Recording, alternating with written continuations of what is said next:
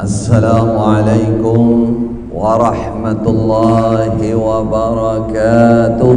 Waalaikumsalam warahmatullahi wabarakatuh. Bismillahirrahmanirrahim. Alhamdulillahi rabbil alamin. Wal aqibatu lil muttaqin.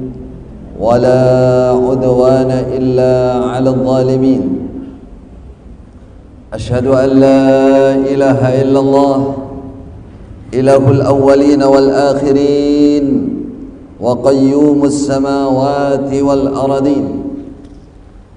Wa asyhadu anna nabiyyana Muhammadan abduhu wa rasuluh wa huwa asyraful anbiya'i wal mursalin, abdullahi wa rasuluh wa safiyuhu wa khaliluh. Sallallahu wa baraka alaihi wa ala alihi wa sahbihi wa man sar ala nahji ila yaumiddin wa sallama tasliman katsira. Amma ba'du, ikhwatal Islam, ikhwatal iman, saudaraku kaum muslimin rahimakumullah. Semoga Allah merahmati kita semua. Sabahal khair, insyaallah pagi yang penuh dengan kebaikan.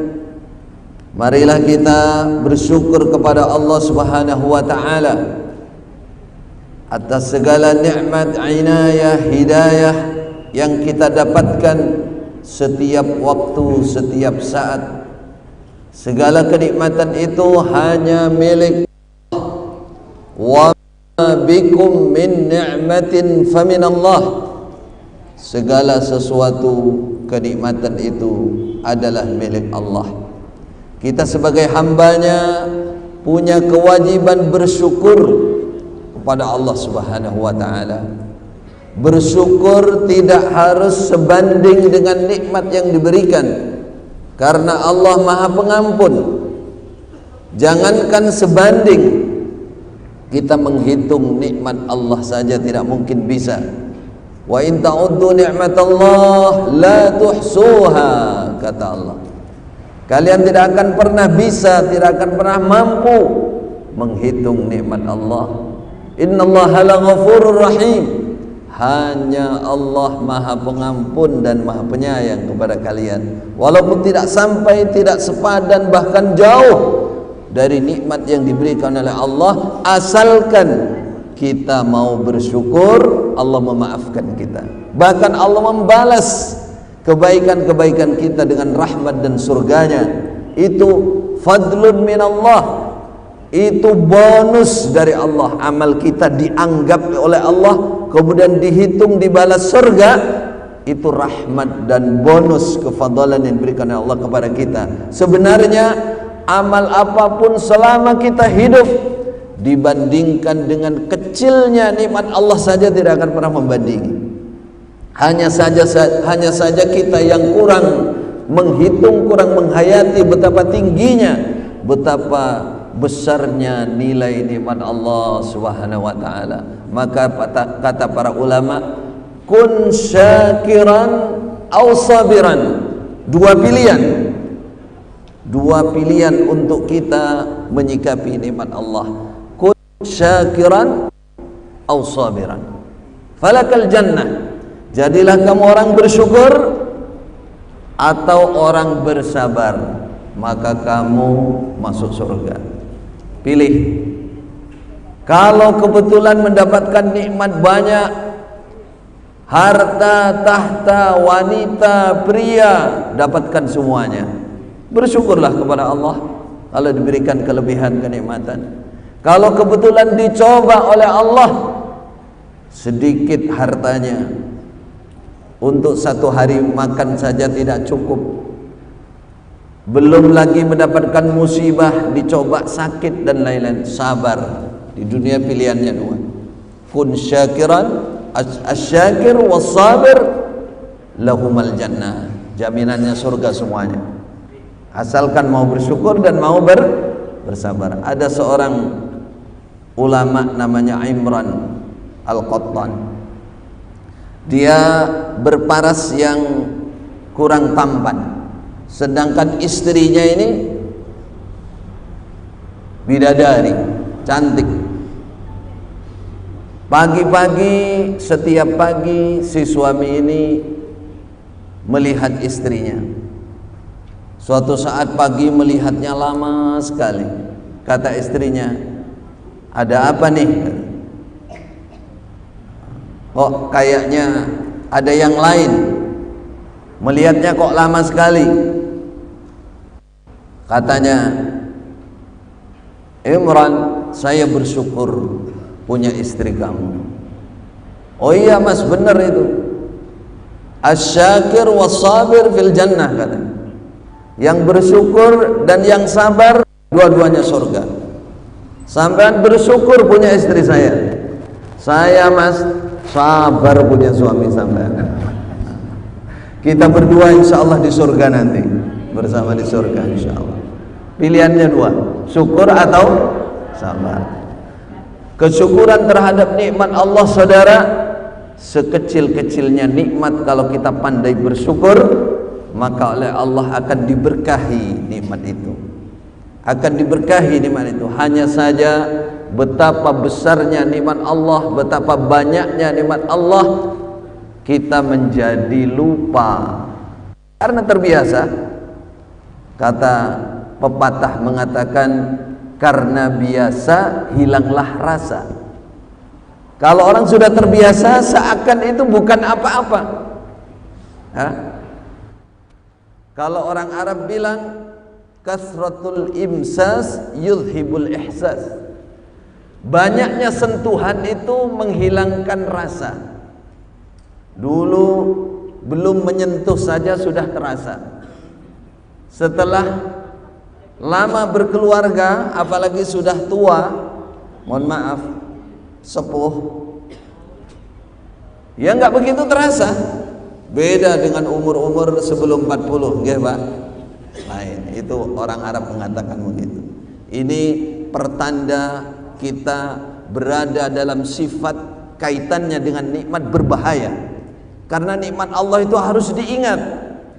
Rasulullah sallallahu alaihi wasallam saja diingatkan oleh Allah supaya pandai bersyukur. Alam yajidka yatiman fa'awa, kata Allah. Muhammad, dulu kamu anak yatim, fa'awa, maka saya ungsikan kamu. Kamu saya ungsikan kepada kakek kamu yang menyayangi kamu lebih daripada anaknya sendiri. Kemudian saya ungsikan lagi kepada paman kamu. Siapa? Abu Talib, kakeknya Abdul Muttalib. Saya ungsikan kamu kepada paman kamu yang menyayangi kamu lebih daripada anaknya dia sendiri. Kamu dijaga, diramut sampai zaman, sampai kamu berumur 53 tahun.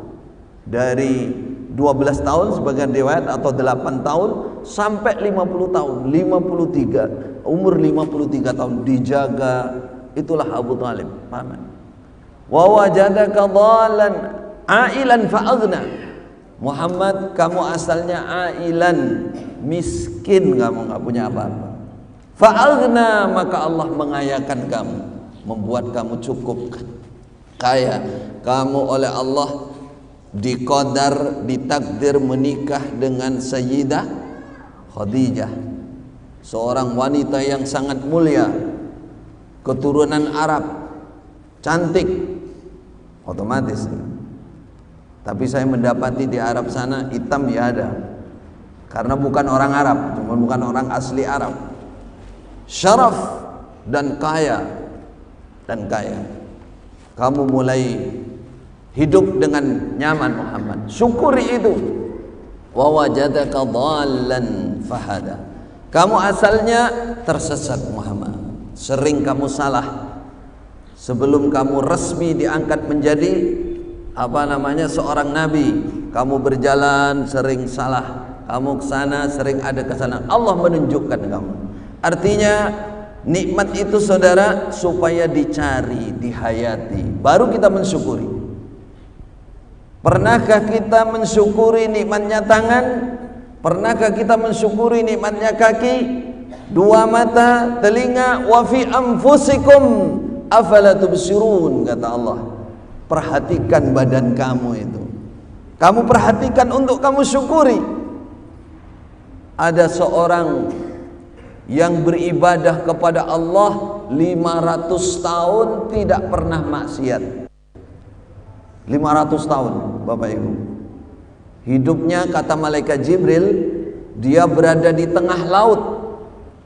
Di tengah laut ada bukit naik, kemudian ada penghuni satu orang. Dia bisa minum air tawar di tempat di bukit itu, karena Allah mengeluarkan mata air berupa air tawar. Dia bisa makan buah delima yang oleh Allah dikeluarkan setiap sore. Makan satu buah bisa untuk bertahan sampai sore lagi, kenyang. Dia hidupnya ibadah saja, zikir, salat, sujud, ruku, kepala terus, dan dia mohon kepada Allah agar mati dalam keadaan sujud kepada Allah Subhanahu wa taala. Dikabulkan oleh Allah. Dia mati dalam keadaan sujud. Kata malaikat Jibril kepada Rasulullah, wahai Muhammad, setelah saya naik ke langit, ternyata besok hari kiamat sudah digambarkan kondisi dia. Bahwa besok dia di hadapan Allah, dia mengatakan, ya Rabbi, adkhilnil jannah bi'amali. Ya Allah, tolong masukkan saya ke surga, sebab amal saya 500 tahun gak pernah maksiat. 500 tahun Bapak Ibu gak pernah maksiat. Kita berapa tahun ibadah kepada Allah? Masya Allah. Maksiat kita berapa? Allahu a'lam, saking akeh.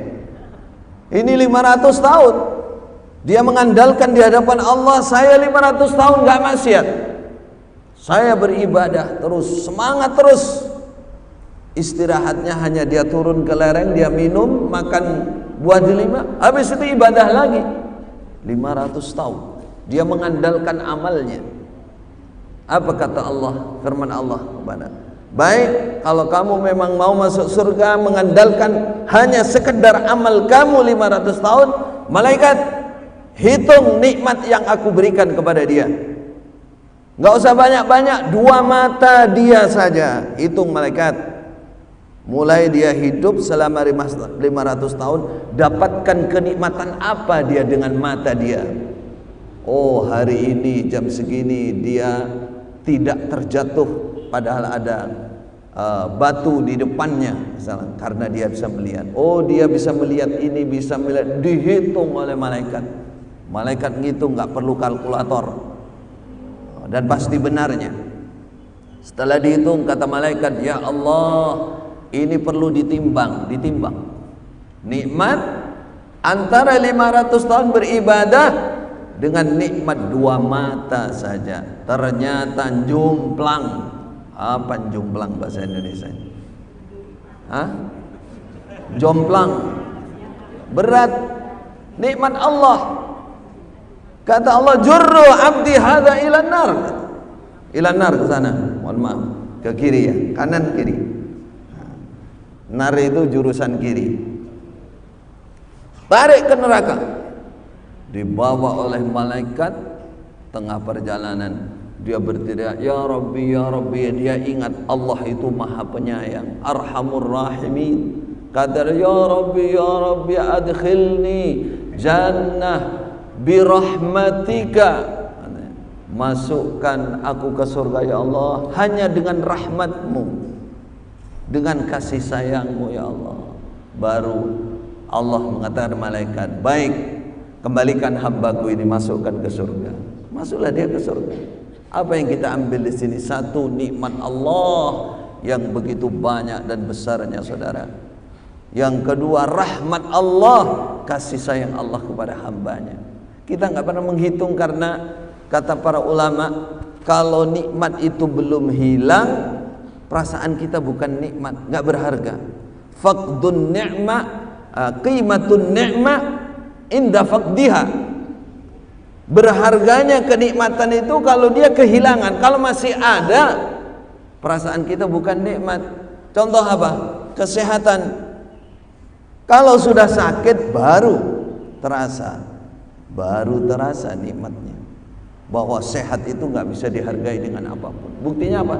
Kalau orang sudah sakit tidak sembuh-sembuh, berapapun dia harus keluarkan uang, berani.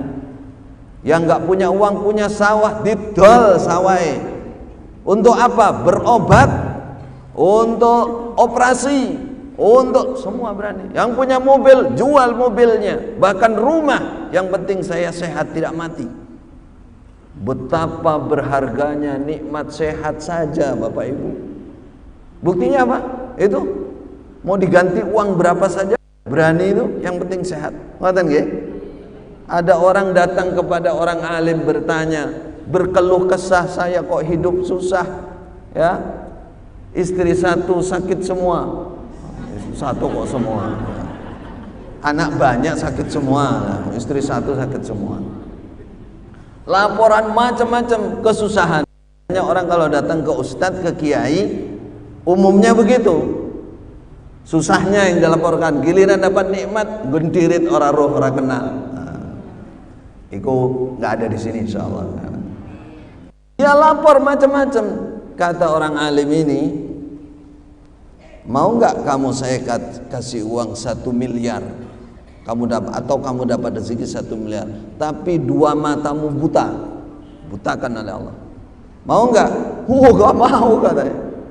Mau nggak kamu saya tambah 1 miliar lagi, tapi 2 tanganmu buntung, buntung ya, putus, hilang.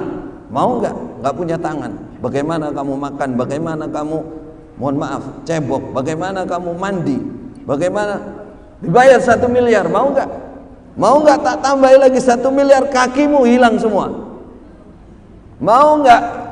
Telingamu tuli, kasih 2 miliar, nggak bisa dengar apa-apa, lorotok, sakit, nggak mau kan? Masya Allah, betapa banyak nikmat Allah yang kamu lupakan, sehingga kamu berkeluh kesah. Yang diingat susahnya tok, nikmat yang sekian banyaknya nggak pernah diingat. Saudara, namanya bersyukur. Tahapannya pertama ingat dengan nikmat Allah.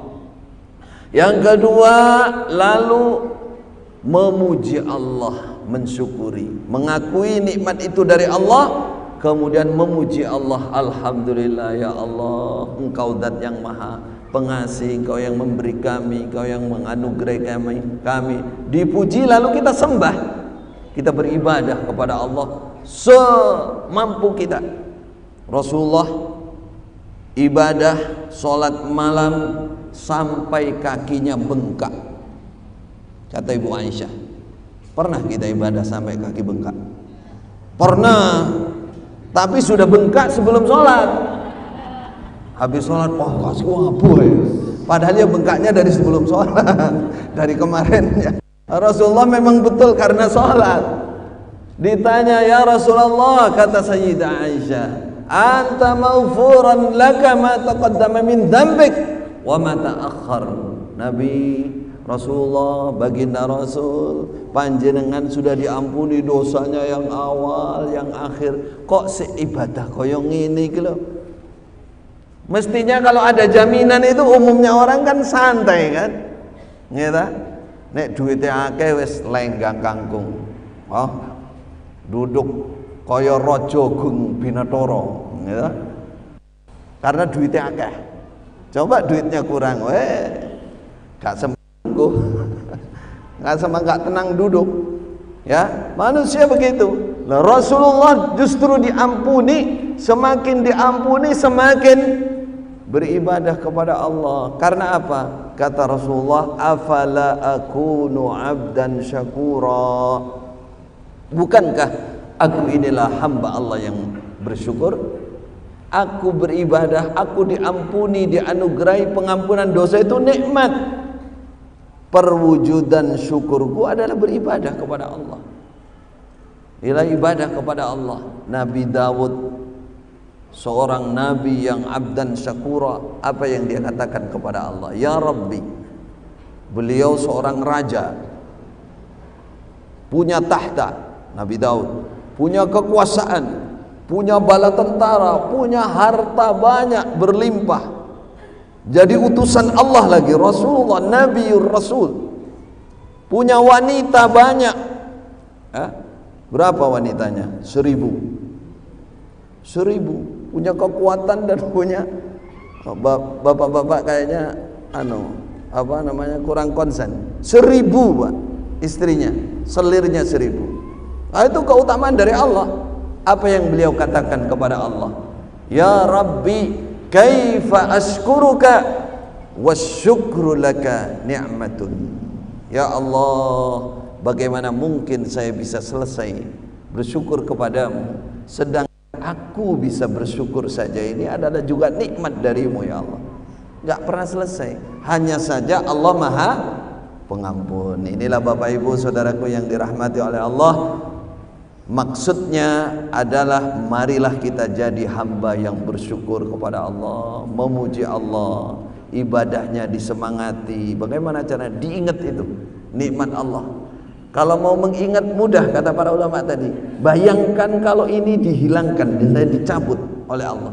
2 mata saya dicabut, waliyatubillah. Semoga Allah paling keselamatan untuk kita. 2 kaki saya dicabut atau apa. Itu bayangkan itu, lalu syukuri. Baru kita bisa mendalami. Itulah saudara, nikmat yang terbesar adalah hidayah Islam, iman, ihsan, bertauhid kepada Allah Subhanahu wa taala. Itu tidak ada bandingnya. Kenapa tidak ada bandingnya?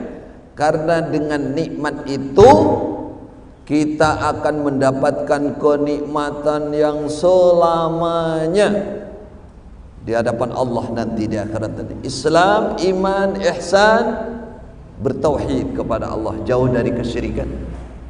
Itulah nikmat yang termulia yang harus kita jaga untuk kita syukuri. Nikmat Islam, apakah Islam itu? Islam itu yang tampak adalah 5 rukun Islam. Mal Islam ya Rasulullah, apakah Islam? Malaikat Jibril nyamar berupa seorang laki-laki datang kepada Rasulullah di depan orang banyak, lalu pura-pura tanya, mal Islam, apakah Islam? Kata Rasulullah, antashhada an la ilaha illallah wa anna Muhammadar Rasulullah. Kamu bersaksi, meyakini dalam hatimu, lalu mengikrarkan bahwa tidak ada yang berhak disembah, diibadai kecuali Allah Subhanahu wa taala, dan Muhammad adalah Rasulullah, utusan Allah. Sayyidina Muhammad sayyidul anbiya wal mursalin, sayyidu waladi Adam, sayyidnya semua anak Adam. Dialah hamba Allah dan utusan Allah. Kamu bersaksi itu satu. Wa iqamus shalah, kamu tegakkan salat. Wa ita'uz zakah, kamu datangkan zakat. Wa shaum Ramadan, puasa Ramadan. Wal hajju, kemudian haji. Liman istata'a ilaihi sabila, siapa yang mampu untuk haji. 5 ini adalah yang tampak, yang kelihatan. Siapa yang kita lihat atau kita telah melaksanakan 5 ini, maka dialah muslim. Inilah nikmat. Inilah nikmat terbaik. Inilah nikmat termulia, karena membawa kenikmatan selanjutnya. Tanpa ini tidak bisa. Karena Allah menyatakan innad dina indallah al-Islam, agama yang makbul, yang diterima di sisi Allah adalah Islam. Wa may yabtaghi ghairal islami dinan falan yuqbala min. Siapa yang mencari agama selain Islam tidak akan diterima. La yuqbala min. Nikmat Islam. Alhamdulillah, kita ada di sini, ada di dalam masjid Baitur Rahmah. Leres nggih? Kita berkumpul karena apa? Karena kita Islam. Karena kita saudara Islam. Bukankah Bapak Ibu tidak kenal saya juga kenal Bapak Ibu. Siapa yang mempersatukan kita di masjid ini? Islam. Itulah nikmat kita. Semoga kita bersaudara dunia sampai akhirat nanti. Nikmat iman, apakah itu iman? Tadi malaikat Jibril bertanya lagi, mal iman, apakah iman? Beliau mengatakan, Rasulullah menjawab, antu'mina billah, kamu beriman kepada Allah, wa malaikatihi, kepada malaikat Allah, wa kutubihi, kepada kitab-kitab Allah, wa rusulihi, kepada utusan-utusan Allah, wal yaumil akhir, kamu juga percaya beriman akan datangnya hari akhir, mulai alam kubur sampai hari kiamat sampai surga neraka. Kamu beriman itu. Yang terakhir, yang keenam, wa antu'mina bil qadari khairihi wa syarrih, dan kamu yakin betul bahwa ada takdir dari Allah, takdir untuk semua ciptaan Allah, bukan hanya manusia, jin, hewan, tumbuhan, bebatuan, semua ada takdirnya. Ada, sudah ditulis di Lauhul Mahfuz. Besok tanggal berapa, bulan berapa, sakitnya di mana, matinya di mana, jodohnya siapa, rezekinya seperti apa, semua sudah ada takdir, ada qadar. Apa maksudnya takdir ini? Supaya kita selalu dekat dengan Allah, selalu berpasrah kepada Allah, la haula wala quwata illa billah, merasa tidak ada kemampuan apapun kecuali dengan pertolongan Allah. Tapi oleh Allah, kita sebagai orang Islam, orang iman, oleh Rasul dikasih kabar gembira. Kalau kamu ingin tahu tanda-tanda qadar dari Allah, lihat keseharianmu. Karena kata Rasulullah, ketika Allah menciptakan seseorang untuk surga, qadarnya untuk surga, maka Allah memudahkan dia mengamalkan amalannya ahli surga. Datang ke pengajian mudah, gak ada halangan apa-apa. Umpama ada halangan, dia mampu. Alah, tinggal disiklah tutulan ini, mumpung ini minggu pagi. Sebenarnya seliwar wong melaku yang namanya Car Free Day, belanja goes guys, bagi-bagi goes guys saya nggak terpengaruh, saya tak ngaji dhisik ya. Waktunya azan, kalahkan semuanya. Ini panggilan Allah, mudah melakukannya, itu tandanya. Maka kata para ulama, siapa yang dalam kesulitan untuk mengerjakan kebaikan sebagai pertanda qadar baik itu, segeralah menghadap Allah, segera bertobat, segera berdoa kepada Allah, segera selesaikan, segera tobati hal itu agar bisa dimudahkan menuju surga Allah Subhanahu wa taala. Nikmat Islam, Bapak Ibu sudah saya sebutkan bahwa itu adalah nikmat yang paling tinggi, yang paling utama. Maka dengan kenikmatan itu marilah kita jaga Islam ini. Jangan sampai dikotori oleh tangan-tangan yang tidak bertanggung jawab. Apakah itu musuh Islam yang sengaja memasukkan akidah-akidah, keyakinan-keyakinan atau cara-cara untuk merusak Islam dari dalam? Ataukah orang munafik, orang bayaran merusak Islam dari dalam? Dalilnya ada, fakta sejarahnya ada. Atau orang-orang yang mengikuti hawa nafsu sehingga dia mengorbankan Islam. Tadi disebutkan judulnya apa? Marilah kita cermati aliran-aliran sesat yang berkedok Islam. Aliran-aliran sesat yang berkedok Islam. Islam ini, Bapak Ibu Saudaraku yang dirahmati oleh Allah, asalnya satu. Tidak ada perpecahan. Maka kalau kita ingin mengenal perpecahan atau firqah atau aliran yang akan merusak Islam, coba kita cermati sabda Rasulullah sallallahu alaihi wasallam bahwa Islam itu asalnya satu, tapi Islam ini akan berpecah belah. Akan berpecah belah menjadi 73. Kata Rasulullah, yang 72 berada dalam ancaman neraka. Yang satu mendapatkan jaminan, lebih tenang karena dia lebih dekat dengan surga. Siapa yang satu itu, kata para sahabat? Rasulullah menjawab, al-jamaah. Dia adalah golongan jamaah, sebuah umat. Beliau mengatakan, sataftariqu hadhil millah ala 73 thintani wa sab'una fin nar wahidatun fil jannah wa hiyal jamaah. Sahabat bertanya, man hum ya Rasulullah? Siapa mereka satu itu wahai Rasulullah? Apa kata beliau? Ma ana alaihi wa ashabi.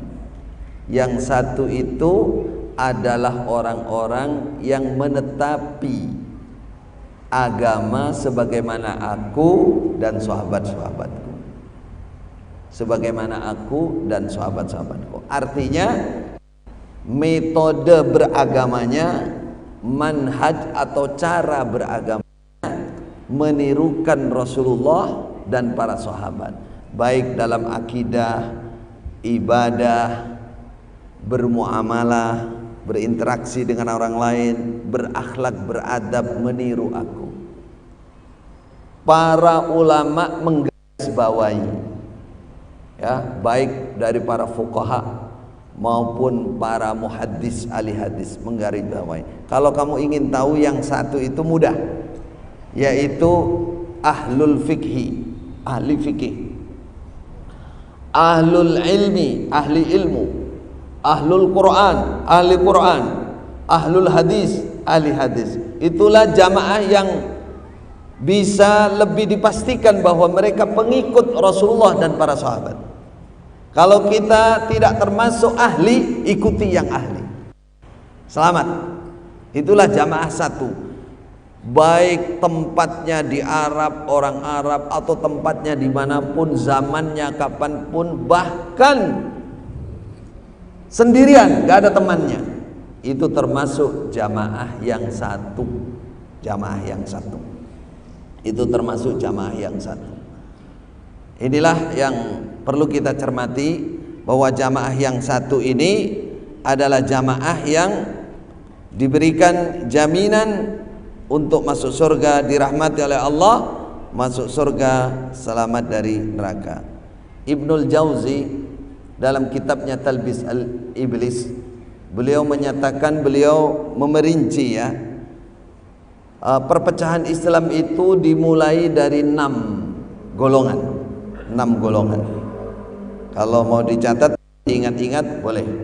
1 golongan Haruriyah, Khawarij, golongan Haruriyah. Kemudian Qadariyah, golongan yang tidak percaya qadar Allah. Kemudian ada lagi golongan Jahmiyah, Murji'ah, berikutnya adalah Murji'ah. Kemudian yang kelima Rafidah, Syiah. Kemudian yang terakhir, yang keenam, Jabriyah, golongan Jabriyah. 6 golongan ini pecah lagi menjadi 12 pergolongan, berarti 72. Nah, itu zaman dulu dihitung oleh Ibnul Jauzi, seorang ulama meneliti zaman beliau. Nah, sekarang ini dari 72 ini bercabang-cabang lagi. Masya Allah, bagaimana cara kita mencermati ini? Bagaimana cara kita mencermati? Maka sebagai ulama, sebagai dai harus mencermati ini untuk membantu umat Islam secara umum menghindari aliran-aliran sesat, berkedok apa? Berkedok Islam, berkedok Islam. Karena ini bahaya. Rasulullah sallallahu alaihi wasallam pernah menyatakan, suatu saat beliau sedang membagi sedekah kepada umat Islam saat itu. Lalu datang orang yang gundul, jangan tersinggung, begitu, datang kepada Allah sedang membagi-bagi itu. Apa kata dia? I'dil ya Muhammad. Di depan orang banyak kan, yang adil kamu. Sebagian riwayat dia masih agak sopan. Ya Rasulullah, i'dil. Berbuatlah adil kamu. Di depan orang banyak. Itu kata Rasulullah, man ya'dil. Siapa yang kamu anggap adil? Menganggap aku. Terus orang ini nanti muncul yang namanya golongan firqah haruriyah atau bahasa yang dikenal khawarij. Allah SWT mengatakan bahwa yang namanya khawarij, golongan khawarij akan selalu muncul, dia punah, dihabiskan oleh Allah, kemudian muncul lagi sampai nanti mendekat hari kiamat. Kalau sudah Dajjal keluar, dia akan bergabung dengannya. Apa ciri-ciri khawarij ini? Islam. Kata Rasulullah kepada para sahabat, solat kamu wahai sahabatku, dibandingkan solat mereka, kalah solatmu. Ya, puasa kamu dibandingkan puasa mereka, kalah puasamu. Lah sahabat Nabi, mereka itu membaca Al-Quran, ini contoh. Namun Al-Quran tidak melewati tenggorokan mereka, masuk ke dalam hati.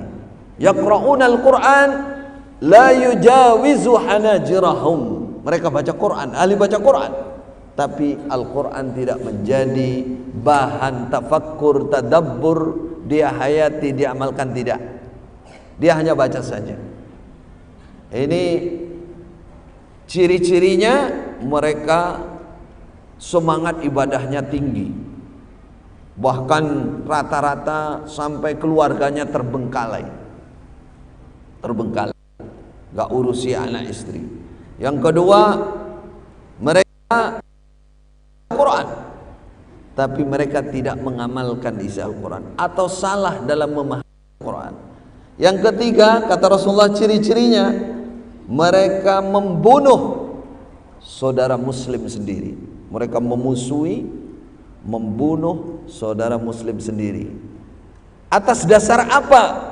Karena dia menganggap kafir orang yang tidak bergabung dengan dia. Ulama akhir memberikan definisi apa itu khawarij. Khawarij itu adalah orang-orang yang mengkafirkan saudara muslim yang lain yang tidak bergabung dengan dia. Ada definisi begitu, karena itu penyebab utamanya. Nah, golongan seperti ini yang akan bertahan sampai mendekati hari kiamat, sampai bergabung dengan Dajjal. Akan ada putus, ada lagi, putus, ada lagi. Yang jadi masalah apa? Yang jadi masalah berkedok Islam. Apa maksudnya berkedok? Kesesatan yang dia bawa itu di atas namakan Islam. Nah, ini bahayanya. Sehingga apa? Banyak orang tertipu. Nah, ini yang harus kita cermati nih. Harus kita cermati. Jangan sampai kita masuk di golongan-golongan seperti ini. Karena golongan seperti ini masuk di 72 golongan. Walaupun dia ngaku yang satu. Kalau ada dalil perpecahan, biasanya golongan sesat itu ngaku yang satu, lainnya 72. Itu biasanya begitu.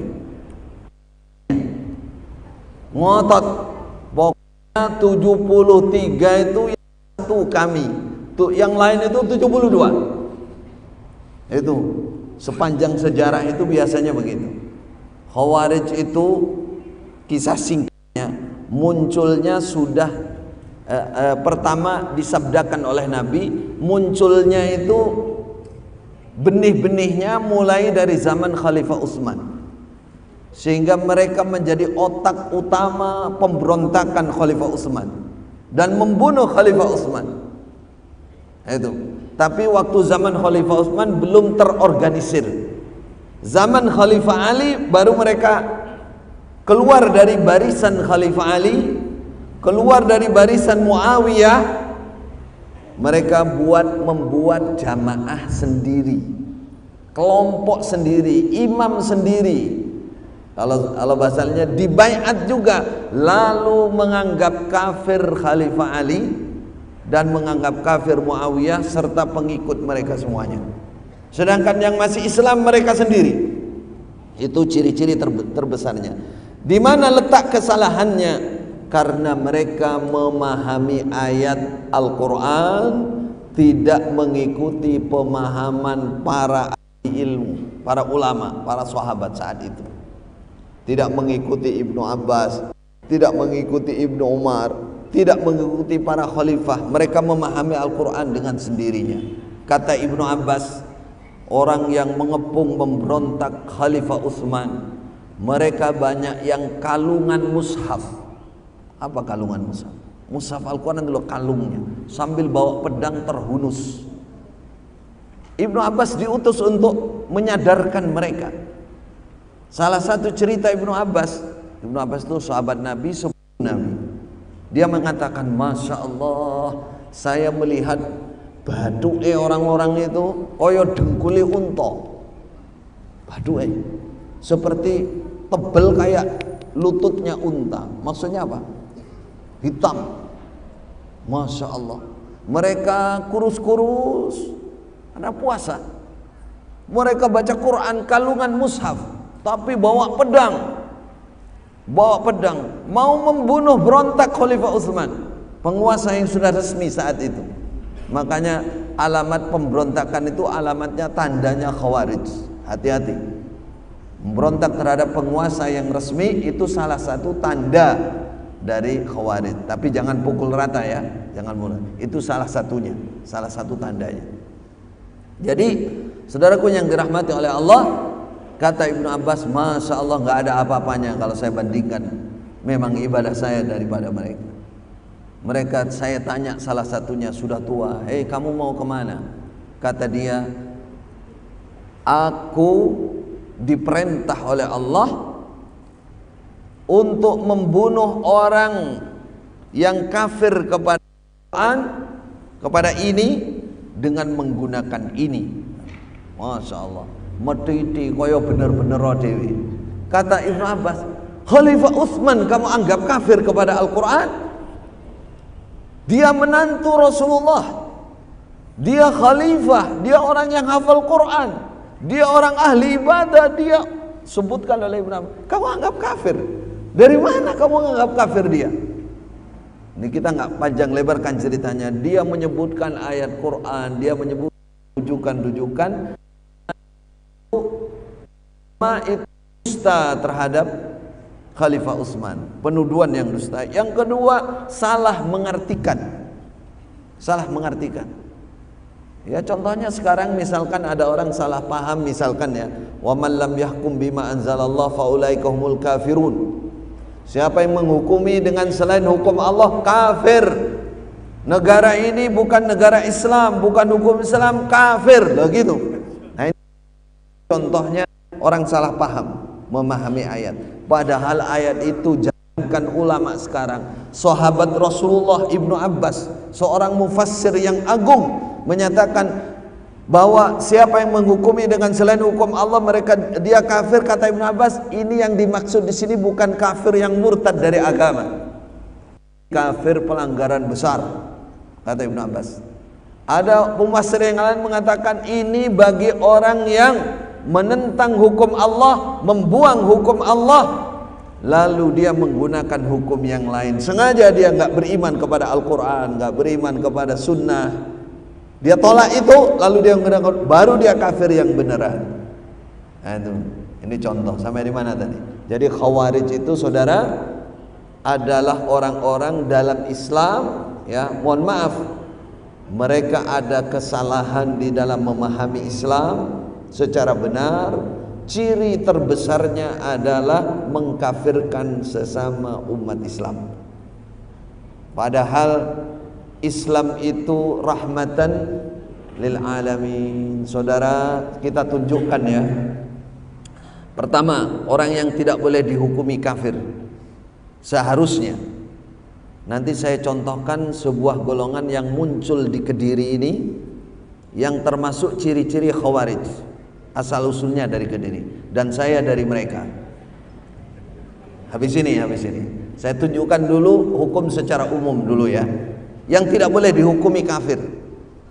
Contohnya pertama, orang yang sudah bersyahadat, menyatakan La ilaha illallah Muhammadur Rasulullah, gak boleh dihukumi kafir selama dia tidak tampak melakukan kekafiran.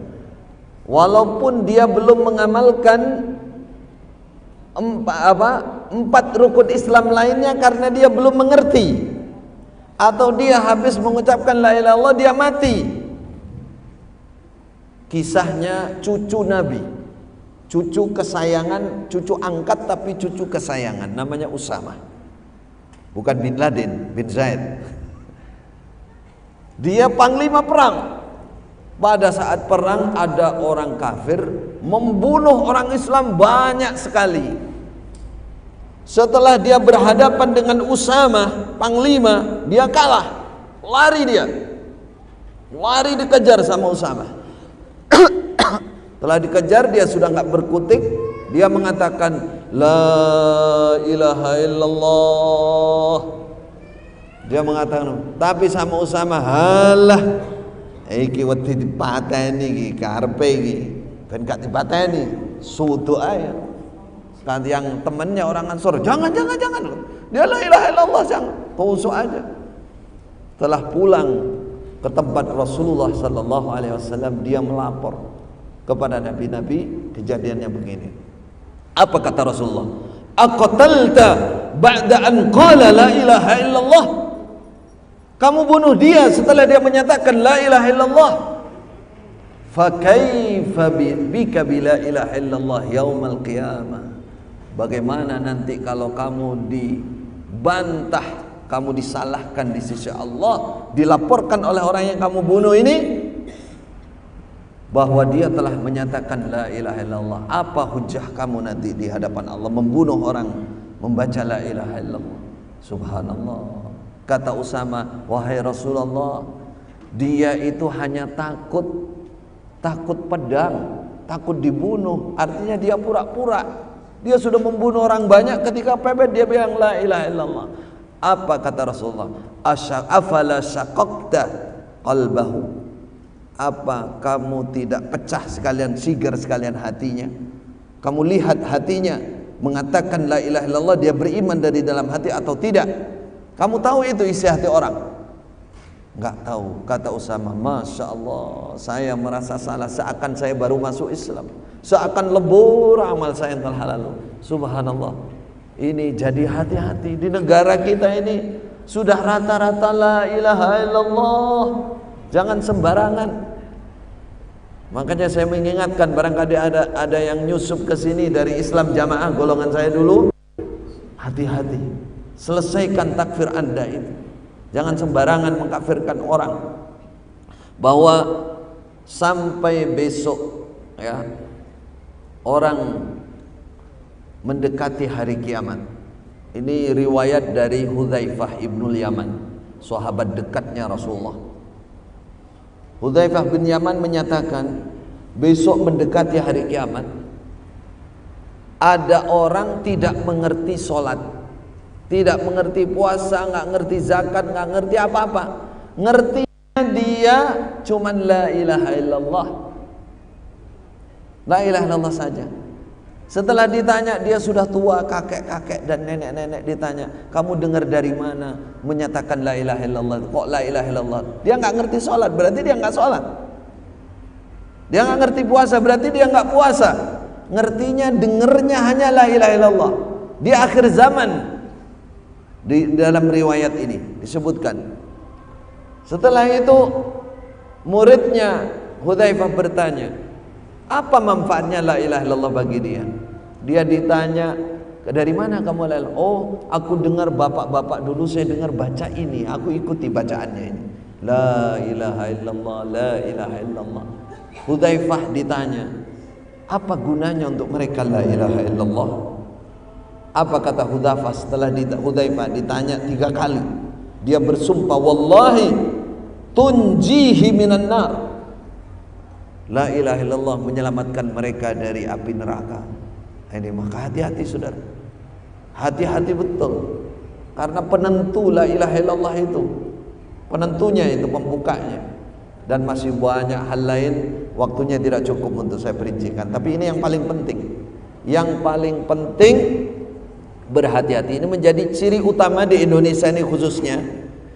Penyimpangan golongan, ciri terbesarnya itu mengkafirkan golongan. Itu ciri paling sesatnya golongan. Makanya Majelis Ulama Indonesia kan sudah menyebutkan itu. Kategori ciri-ciri golongan yang sesat diantaranya takfir. Dia suka mengkafirkan golongan lain. Ini bahaya.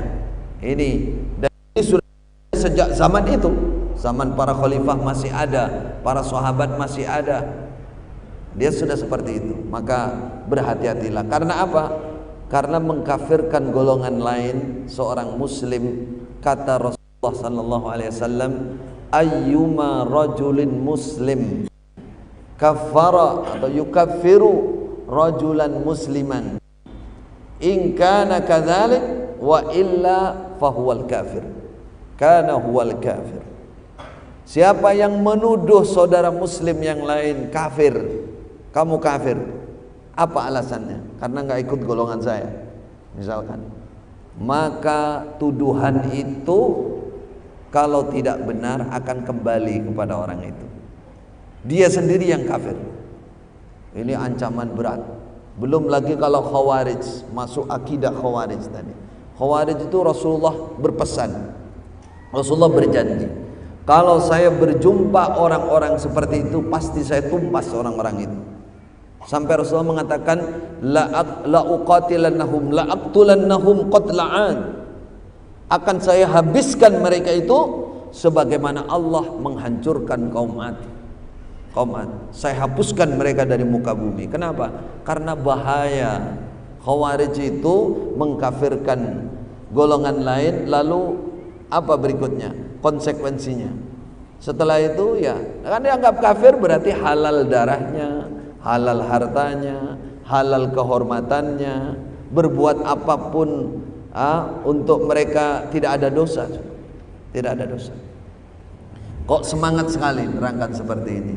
Saya termasuk aktivis aliran sesat yang bermula dari Kediri ini.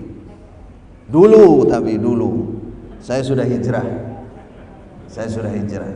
Namanya golongannya Islam Jamaah Darul Hadis. Salah satu lembaga dakwah Islam di Indonesia ini, besar. Ada di sini, di Kediri, munculnya dari Kediri ini. Menaranya tinggi. Alamatnya sudah tahu kan? Ya, bisa dilihat sendiri. Saya hanya menceritakan poin-poin pentingnya saja. Ini Khawarij gaya baru. Khawarij gaya baru. Lo kok ngerti? Berapa tahun sampai di sana?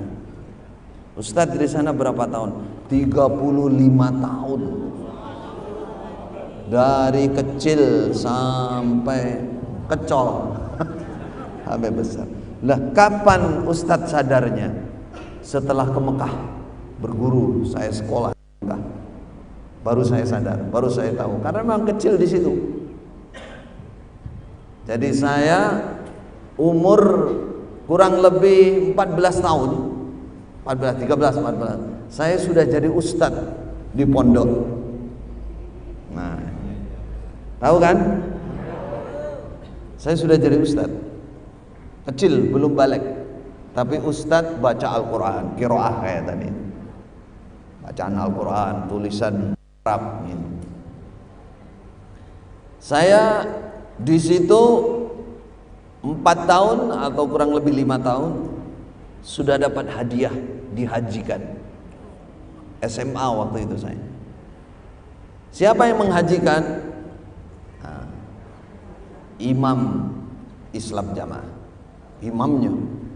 Jadi Bapak Ibu kalau lihat organisasinya itu, lembaga dakwah itu kan kelihatannya seperti organisasi yang lain kan, kayak Muhammadiyah, kayak NU, kayak Al-Irsyad, kelihatannya begitu kan dari luar. Itu baju saja. Orang-orang itu ya diperintah, di dalamnya itu tetap ada Islam jamaah yang dilarang oleh Jaksa Agung dan dibubarkan, dilarang oleh Jaksa Agung tahun 71. Dan sudah difatwakan sesat oleh MUI beberapa tahun yang lalu. Nah itu. Di dalamnya tapi ditutup rapat dengan organisasi dan kegiatan yang besar itu. Di dalamnya tetap petugas organisasi itu adalah anak buahnya, ru'yahnya imam yang ada di dalam.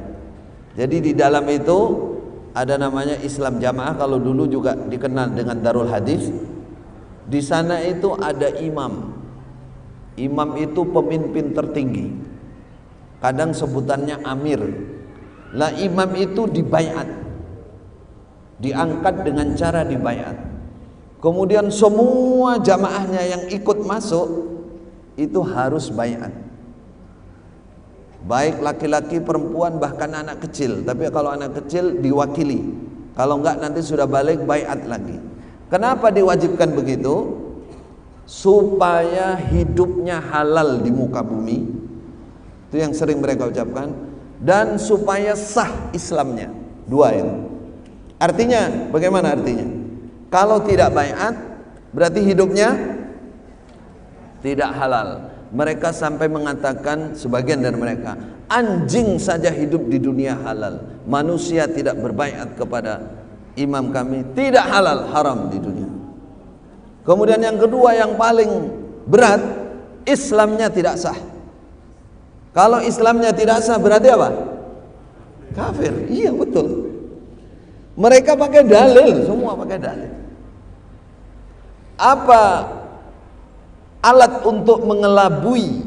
Kalau kita mengelabui, menipu umat, apa alatnya? Apa medianya?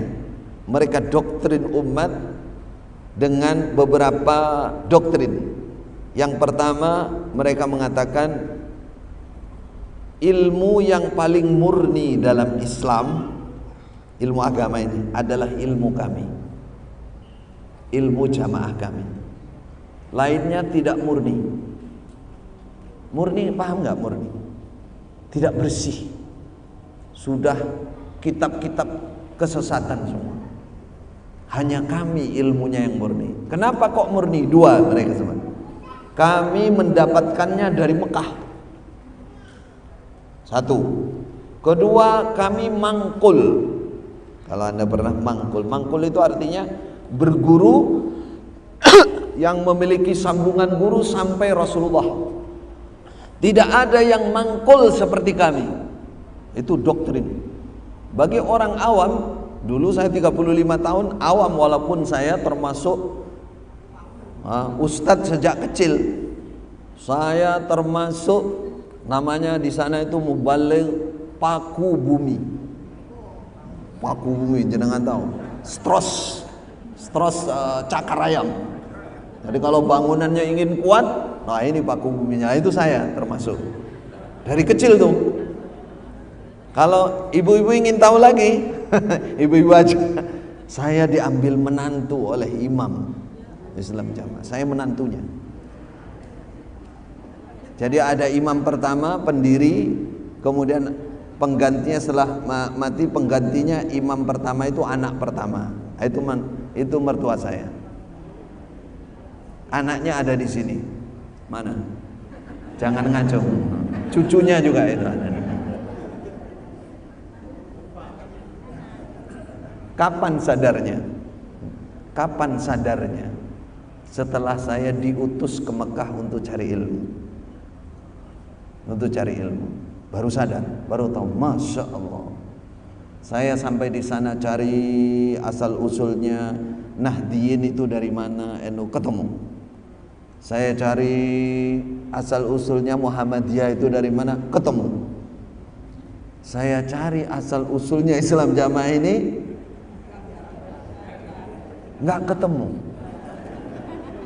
Nggak ketemu. Ketemu tapi nggak sama. nggak sama. Jadi yang diaku sebagai asal usul ilmu di sana saya ketemu, tapi ternyata nggak sama. Akidahnya nggak sama, ya, keyakinannya nggak sama, cara membeli pelajaran juga nggak sama, berbeda jauh. Contohnya gini, yang diaku disebar di Islam Jamaah itu dua yang paling dikenal, namanya Syekh Abu Samah Abdul Zahir, kemudian Syekh Umar Hamdan. Dua syekh ini yang sering disebut sebagai jalur sanad, jalur guru. Yang tadi disebut mangkul tadi itu yang paling murni itu, dua ini guru. Setelah saya telusuri siapa mereka, ternyata Syekh Abu Samah itu dari Mesir, dari Al-Azhar, lulusan Al-Azhar, aktivis Ansarus Sunnah di Mesir. Kemudian oleh Malik Abdul Aziz dipanggil menjadi imam dan khatib Masjidil Haram, hampir bersamaan dengan siapa dari Kalimantan ya, hampir. Itu jadi imam Masjidil Haram. Jadi imam Masjid, terus mendirikan madrasah namanya Darul Hadis di Mekah. Dari Mesir, fikihnya madhabnya Hambali. Dari fikih Ahmad bin Hambal. Kemudian yang kedua yang dianggap jalur sanad hadis yang mereka pertahankan itu, yang mangkul katanya, Syekh namanya Syekh Umar Hamdan Al-Mihrasi. Setelah saya teliti, saya ketemu murid beliau dan saya berguru kepada murid-murid beliau, cucu muridnya, sanadnya juga lengkap ada pada saya saat itu. Setelah saya telusuri ternyata dari mana? Aslinya Aljazair. Jazair, pernah dengar Jazair? Bukan dari Mekah Madinah. Bapak ibunya hijrah ke Madinah, beliau belajar dari kecil di Madinah, lalu menjadi guru di Masjid Nabawi dan Masjidil Haram Makkah. Apa yang diajarkan? Kutubus Sittah, 5 Kutubus Sittah. Apa madhabnya beliau? Fikihnya Maliki, Imam Malik. Siapa guru-guru beliau yang diambil sanadnya? Ada sekitar 40 lebih ya, 40. Di antara salah satu gurunya Syekh Umar Hamdan ini, beliau mengambil sanadnya itu dari namanya Kiai Mahfud Termas At-Termasi. Ada jalur sanadnya dari Indonesia, walaupun akhirnya ke Arab juga. Ada lagi dari Syekh Maliki, bapaknya, jalurnya. Anaknya Syekh Maliki mengambil sanad dari Syekh Umar Hamdan. Muridnya Syekh Umar Hamdan banyak, bahkan mungkin ribuan di Indonesia, yang masuk di catatan khusus buku tarjumah atau riwayat hidup Syekh Umar Hamdan banyak. Di antaranya Kiai Bakir Al-Jogjawi, tertulis muridnya Syekh Umar Hamdan. Ini saya sekedar cerita. Setelah saya telusuri, saya ketemu guru-guru yang diaku ini ketemu, tapi akidahnya tidak sama, penyampaian ilmunya juga tidak sama. Terus saya bilang, ini dari Mekah mana ya? Ada Mekah yang lain enggak? Enggak tahu, kalau yang lain mungkin Mekah alam jin atau bagaimana. Allahu a'lam. Akhirnya saya sadar, saudara. Saya sadar, tapi saya masih bertahan di sana sampai kurang lebih 10 tahun karena saya sekolah. Saya sekolah di Madrasah Ma'ad Al-Haram Asy-Syarif Makkah sampai Qismul Alim. Saya bertahan karena saya merasa saya tersesat karena kebodohan. Jadi orang masuk ke Islam Jamaah kalau asalnya awam, mohon maaf bahasa lainnya bodoh agama, kalau sudah masuk itu dibodoh-bodohin alias diabusi dan dibodohkan. Jangan sampai pintar. Bagaimana caranya? Mereka dibaiat. Kalau sudah baiat harus taat kepada imam, karena kunci surga di situ ketaatan. Apa salah satunya untuk membodohkan para pengikut ini? Tadi di luar kita itu tidak ada yang murni ilmunya. Jangan berguru, jangan mendengar dari siapapun, nggak sah, nggak ada yang berani mendengar. Jadi terkungkung seperti katak dalam tempurung. Katak jurune batok, nyundul batok, rumang sana wis sundul langit. Padahal nyundul batok. Lah saya ke Mekah dibuka batok itu, masya Allah, langit aja, waduh, pelungu saya di Masjidil Haram. Ya Allah, aku orang ngerti ilmu mustalah hadis gak ngerti, fikih gak ngerti, usul fikih gak ngerti, sejarah perkembangan ilmu gak ngerti, sejarah Islam gak ngerti. Masya Allah, buta tolak, padahal saya sudah menantu imam dan mubalik paku bumi. Masya Allah, top kayak tadi, kodok ditutup batok kelopo itu, sundul-sundul ini rumah sana, langit yang geduk langit aku. Setelah ke Mekah, wah daerah langitnya. Masya Allah, malu saya, malu tapi terus istirja, innalillahi wa inna ilaihi raji'un. Tapi habis itu ya alhamdulillah, terus alhamdulillah. Jadi saudara, kalau mau dibanding-banding ke, mau dibanding-banding ke enggak? Islam jamaah ini sebenarnya lebih sesat daripada Panji Gumilang dan lebih parah aslinya. Tapi karena ditutup itu, ya karena itu, pertama itu orang yang tidak bergabung, tidak baiat dengan mereka, itu hidupnya tidak halal, haram di dunia. Yang kedua, Islamnya tidak sah, kafir saudara. Anda ingin tahu apa cabang dari takfir ini? Banyak yang mereka lakukan. Di antaranya menghalalkan harta dan darah orang lain, walaupun mereka tidak bergerak. Tapi kalau ada kesempatan jangan ditanya. Ya, hati-hati dompet, hati-hati yang punya toko besar. Kalau nggak ketahuan itu biasa-biasa. Tapi kalau ketahuan nggak boleh, nggak boleh. Ini terjadi. Walaupun secara umum mereka untuk sekarang ya, setelah kami terjun ini ya mulai hilang itu, menghalalkan harta orang itu. Makanya jangan heran kalau mereka utang nggak bayar, wangil kon bayar itu, jangan heran, karena begitu memang. Itu konsekuensi. Tidak mengesahkan sholat di belakang umat Islam yang lain. Mereka nggak mungkin mau sholat di belakang imam dari NU, dari Muhammadiyah, nggak mungkin mau. Wah, ada yang mau itu, tetangga saya. Jawabannya pura-pura. Di sana ada namanya fatonah, bitonah, budi luhur. Fatonah itu harus pandai berdialog supaya nggak ketahuan. Bitonah itu pandai menutup rahasia rapat-rapat. Nah, itu budi luhur itu berpura-pura berbudi yang baik. Tuh, pura-pura. Itu perjuangan mereka. Itu agama, itu keyakinan mereka, dan itu surga mereka. Nah itu. Jadi tidak mengesahkan sholat di belakang siapapun selain golongan mereka. Kalau jadi imam mungkin mereka mau. Kalau ikut, ada kalanya mereka nggak wudu. Ada kalanya mereka sholat lagi. Yang belakangan ini niat mumfarid, niat sholat sendiri. Kalau sudah kepepet itu, begitu. Tapi meyakini lain itu nggak sah sholatnya karena kafir, nggak sah Islamnya. Tidak menikahkan dan tidak mau menikah dengan golongan lain. Nggak akan pernah ada mereka mau nikah dengan yang lain. Kalau ada itu nanti dikeluarkan atau dianggap orang yang sudah menyimpang pemahamannya. Kalau nikah dengan orang di luar mereka sama dengan nikah dengan hewan. Ya, karena orang di luar dianggap kal an'am bal hum adall. Mereka seperti binatang dan lebih sesat daripada binatang. Saya menceritakan pengalaman. Kalau mau saksi ya datangkan mereka. Mau di depan umum tapi biar gak berkelit. Saya ini menantu imamnya dan saya ulamanya 35 tahun saya ikut mendoktrin karena nerimanya seperti itu. Semua saudara bagaimana tertipu, terkelabui karena pakai dalil semua.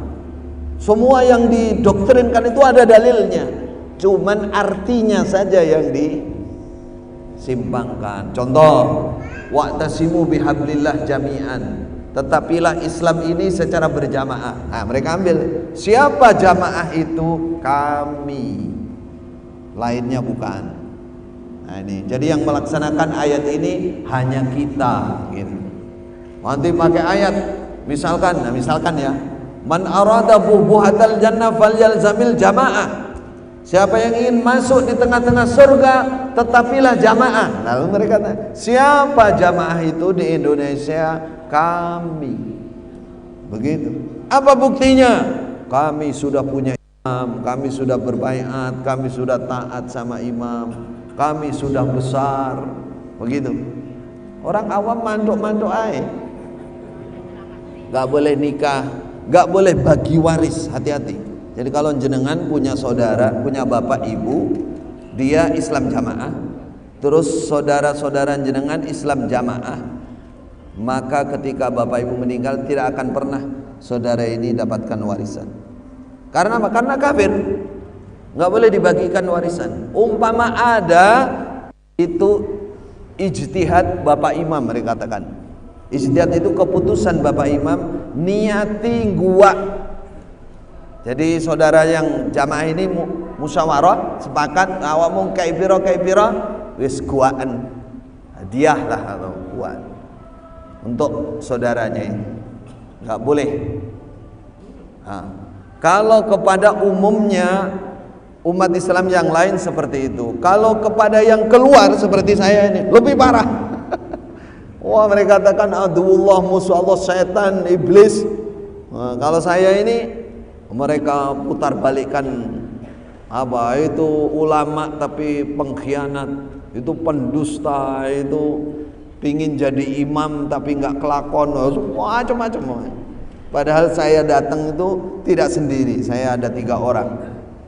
Ada 3 orang, ada Ustadz Abdul Aziz, ada Ustadz Abdullah Masud yang dari Mekah semua. Semua dikeluarkan. Semua dikeluarkan. Kenapa dikeluarkan?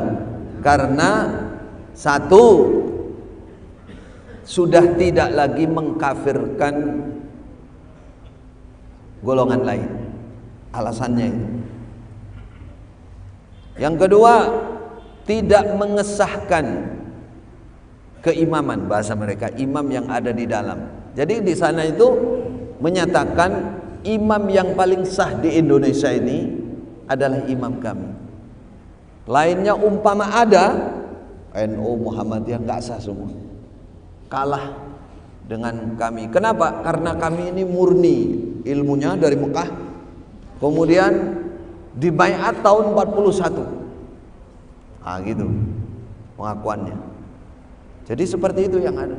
Kemudian kesalahan ketiga, jadi kita menjelaskan ingin menggiring selama bertahun-tahun. Sebenarnya saya bertahan karena saya menantu, karena saya keluarga, karena saya merasa kasihan dengan mereka. Saya bertahan dan teman-teman sampai 7 tahun. Saya pulang 2010 sampai 2017. Apa yang saya lakukan? Gerilya, pelan-pelan, sedikit-sedikit menghidupkan keilmuan. Soalnya saya merasa dulu saya tersesat karena kurangnya ilmu. Barangkali dengan mereka kita angkat ilmunya itu, barangkali bisa melek, bisa sadar. Tapi ternyata pergerakan saya ini akhirnya ketahuan juga.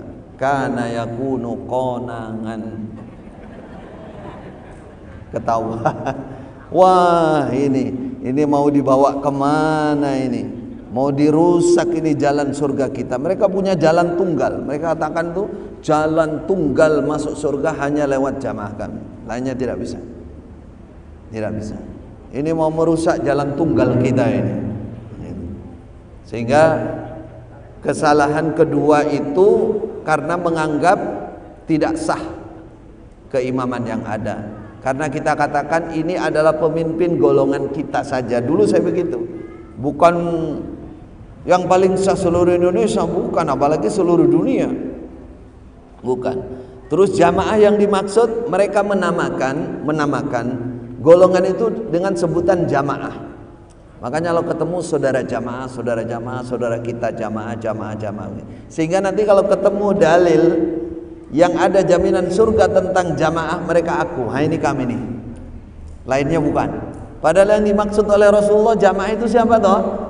Jamaah itu jamaatul muslimin, jamaah seluruh umat Islam ini. Persatuannya berbeda golongan, berbeda kelompok, biarkan itu. Perbedaan kelompok berbeda, tapi satu menyatukan Islam itu berjamaah. Jadi satu.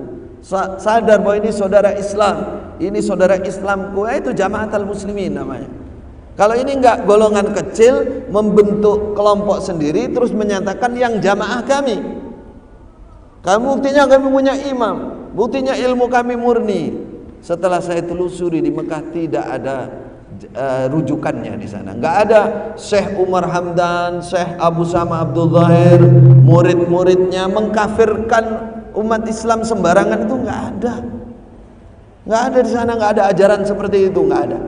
Ajaran membentuk firqah, golongan sendiri, lalu imam sendiri, lalu yang lainnya kalau enggak bergabung kafir, enggak ada. Yang ada khawarij seperti itu. Golongan khawarij yang oleh Nabi sudah disebutkan akan ada ganti berganti sampai hari kiamat. Yang ketiga, saudara, kesalahan kami yang dikeluarkan ini itu karena tidak menghukumi bid'ah tarikan sedekah yang diwajibkan. Jadi mereka ada tarikan sedekah, masing-masing jamaahnya itu satu bulan itu 10% dari penghasilan. Kalau yang di bawahnya lagi ada yang 7,5. Yang paling miskin itu paling rendah 2,5. Setiap bulan pegawai negeri, pedagang, penjual asongan, ya, bahkan mungkin pemulung kalau ada, semua harus. Alasannya apa? Alasannya kamu sudah baiat, kamu harus taat kepada imam. Ini merupakan sambung kamu dengan imam.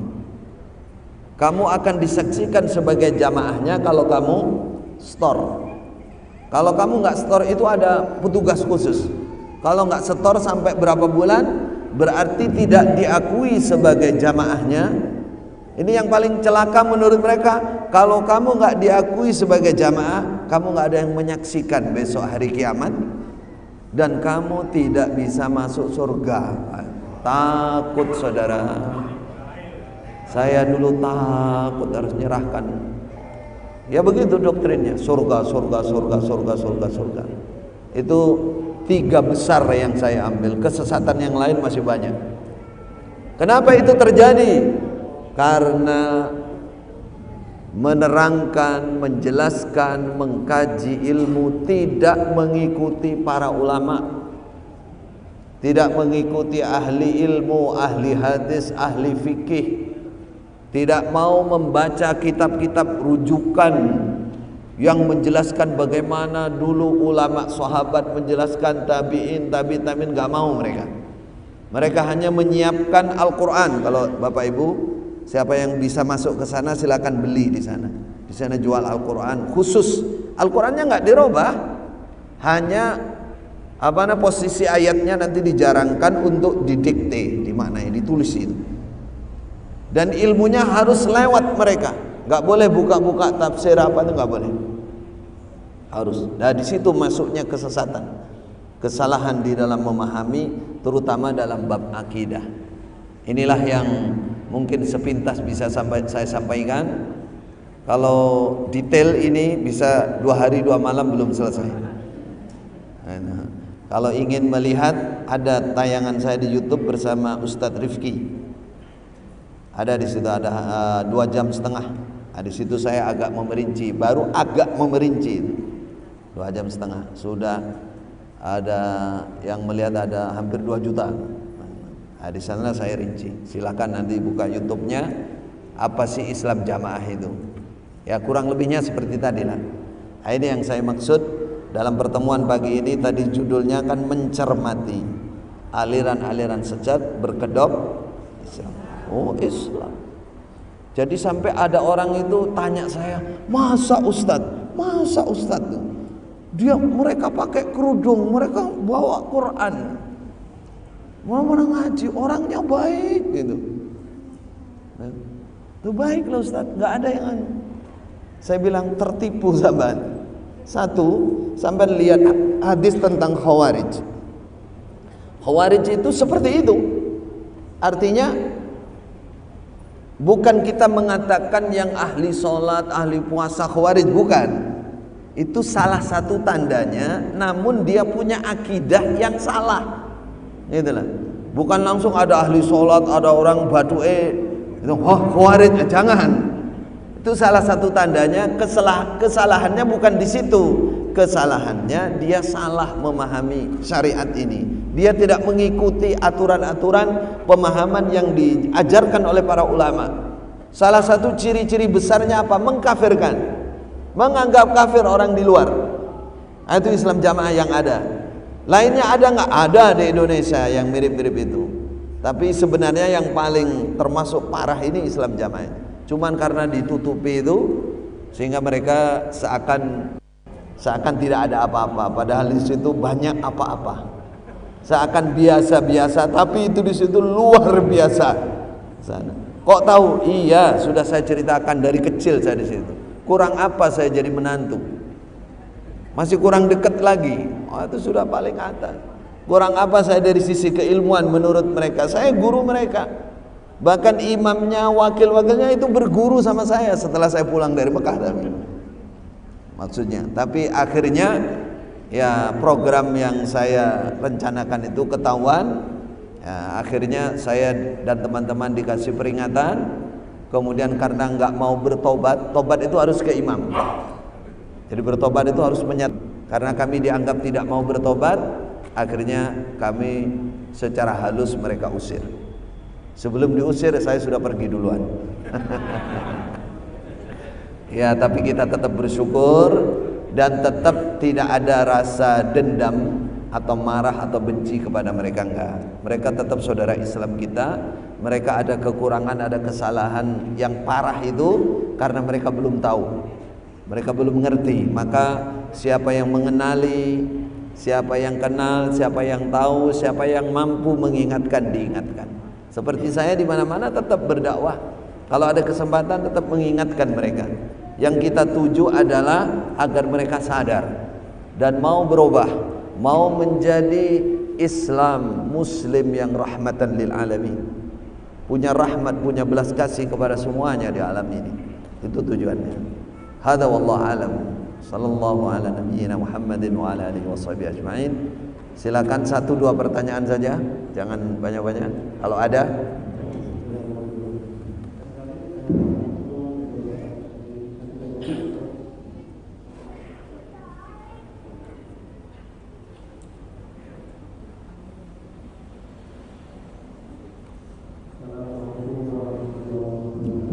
Waalaikumsalam warahmatullahi wabarakatuh.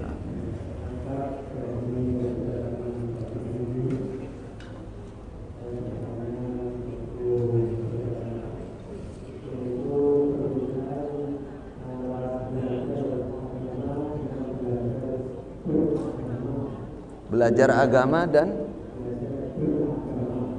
belajar beragama. Perbedaannya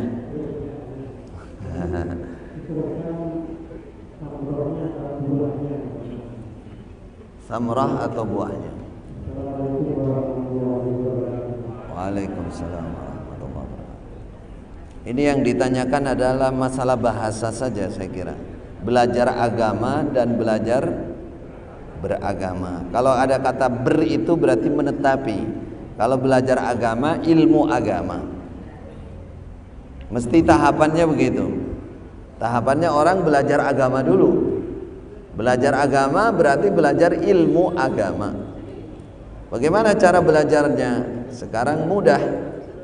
Guru-guru banyak, kiai banyak, ustadz banyak, tayangan juga banyak. Maka YouTube-nya itu agama saja. Cari ustadz, cari guru, cari orang-orang yang betul-betul mengajarkan agama dengan tulus. Apa ciri-cirinya? Ciri-cirinya 1, ajakannya kepada Allah, untuk beribadah kepada Allah, kepada sunnah Rasulullah, mencintai Rasulullah. Tidak mengajak kepada dirinya, mempolkan dirinya. Ini ciri-ciri ya, ciri-ciri saja. Kalau mau belajar cari guru, sekarang guru banyak. Dilihat isi ajakannya kemana nih? Oh, ini ngajak nyembah Allah, ngajak beribadah kepada Allah, terus ngajak kepada Rasulullah, sunnahnya Rasulullah. Tidak ngajak kepada perorangan, ngajaknya kepada ulama misalkan. Ulama yang diajak bukan pribadi kepada pribadi orangnya, tapi kepada ajarannya yang benar. Itu. Tidak ngajak hanya ngeblok satu golongan, tidak. Kecuali kalau golongan itu memang betul-betul terbukti mereka membela agama Allah.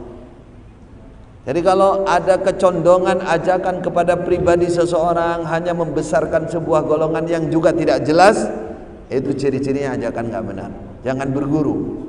Bergurulah kepada yang benar. Sekarang mudah, fasilitas banyak. Zaman Rasulullah orang hanya dapat surat, kadang-kadang hanya dapat tulisan. Sekarang guru ada di mana-mana, belajar agama, belajar ilmu agama, belajar beragama. Inilah namanya fattaqullaha mastata'tum, la yukallifullahu nafsan illa wus'aha. Tahapan-tahapan yang menjadi kewajiban dalam agama dilatih, dipelajari, latih diri sampai nanti sempurna. Kita punya Tuhan Allah yang maha pengampun dan tidak memaksa kita kecuali semampu kita. Mampu dalam ingatan, dalam ilmu, dan mampu secara fisik. Di luar kemampuan kita Allah memaafkan. Itu untungnya. Maka semuanya belajar beragama. Seperti kita dari tadi membahas ya, masalah kesyukuran kita masih belajar. Masalah kehusyuan kita masih belajar. Menyempurnakan sholat masih belajar, terus belajar sampai nanti akhirnya sempurna. Nah, tidak cukup seorang hanya belajar agama, karena kalau hanya belajar nanti jadi ilmu pengetahuan, tidak jadi pengamalan. Maka juga harus belajar beragama. Intinya Islam ini ya, kesimpulan akhirnya ketika seorang belajar agama lalu kelihatan asar bekasnya, pelajarannya itu menyentuh di dalam hatinya, lalu berbuah pengamalan, berbuah adab, karena Islam itu datang untuk menyempurnakan adab, berbuah pengamalan ibadah kepada Allah, lalu berbuah adab.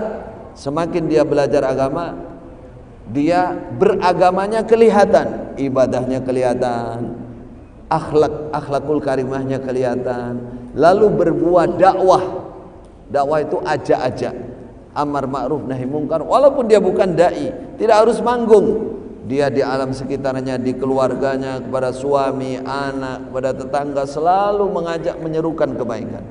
Itu namanya manfaat. Itu belajar agama dan belajar beragama. Tidak cukup orang belajar agama saja. Kalau hanya untuk pengetahuan tidak berbuah apa-apa, itu disebut senjata makan tuan. Dia menajamkan pedang, habis itu dia tusuk dirinya sendiri. Kabura maqtan indallah an taqulu ma la taf'alun. Itu sungguh besar dosanya di sisi Allah kalau kalian hanya belajar, memahami, tapi kalian tidak beramal.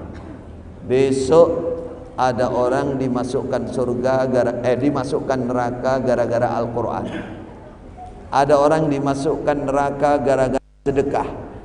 Ada orang masukkan neraka gara-gara bersedekah. Ada orang dimasukkan neraka gara-gara mati dalam perang membela Islam. Kok bisa kan? Pertanyaannya kan begitu. Kok bisa? Karena apa? Karena dia beramal tidak ikhlas. Nah, inilah contoh berilmu tapi tidak beragama namanya. Karena apa? Karena orang beramal itu di samping benar menurut ilmu, dia harus menyempurnakan dengan ikhlas. Kalau hanya cari pujian manusia, masuk neraka duluan dia. Lalu mereka bantah, ya Allah, kenapa kami masuk neraka duluan? Apa jawaban Allah? La yastawil ladzina ya'lamun wal ladzina la ya'lamun. Tidak sama di mata Allah orang yang belajar agama yang ngerti dan orang yang belajar beragama. Orang yang tidak ngerti beda. Kalau mereka nggak ngerti, memang nggak belajar agama, jadi salah, wis lumrah itu. Lah kamu sudah belajar tapi kamu nggak mau beramal, masuk neraka duluan. Waliyadzubillah. Alhamdulillah, Baik pertanyaannya, alhamdulillah.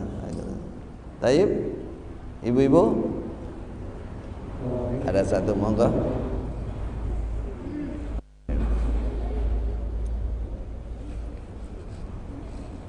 Kalau mau tanya tentang Islam jamaah boleh, tidak ada rahasia lagi. Ya, monggo. Waalaikumsalam.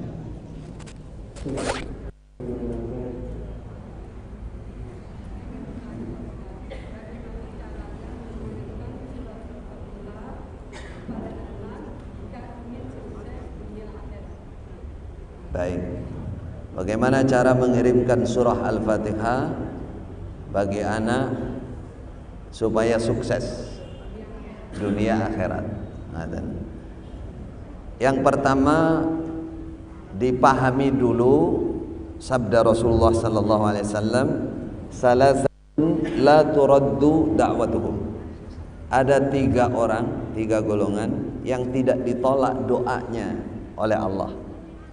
Satu, as-shaim, orang yang berpuasa hatta yuftir, sehingga dia berbuka. Yang kedua, al-musafir, ibnu sabil, orang yang sedang bepergian. Yang ketiga, al-walid liwaladihi, orang tua untuk anaknya.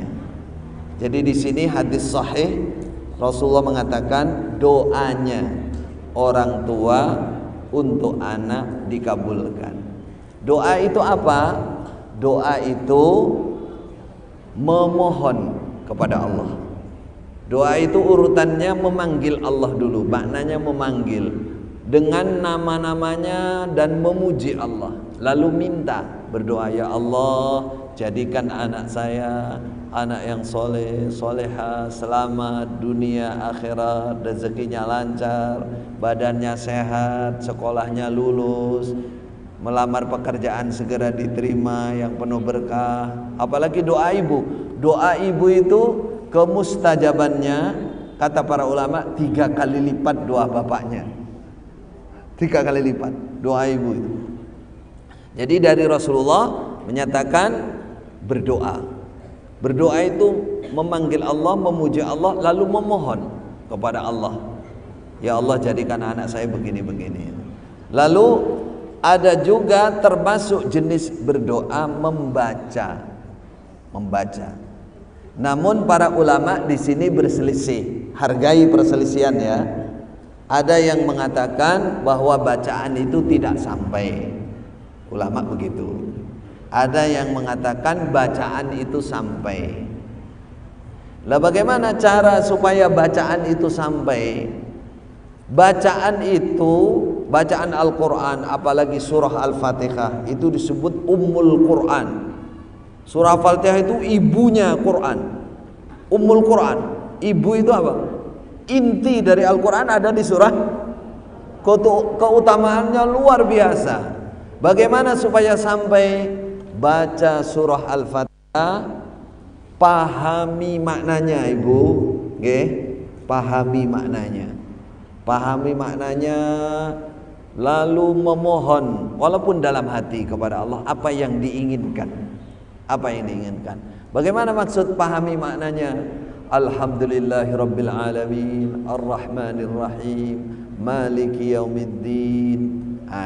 Maliki yaumiddin, pahami dulu maknanya.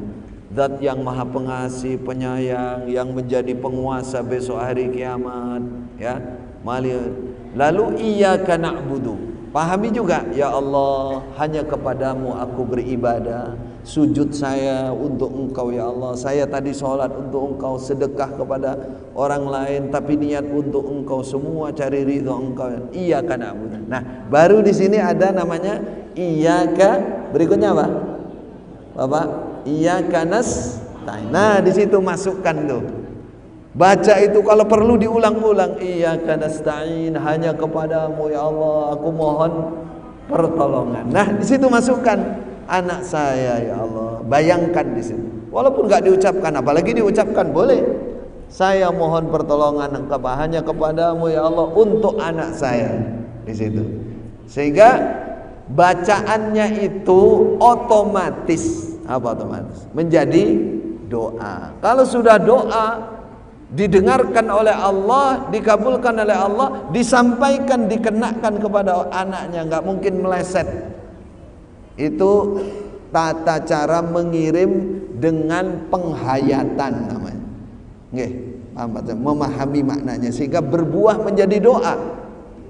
Sebagaimana sabda Nabi tadi, doamu akan itu. Jadi yang paling mantap, mustajab seperti itu. Kalau hanya baca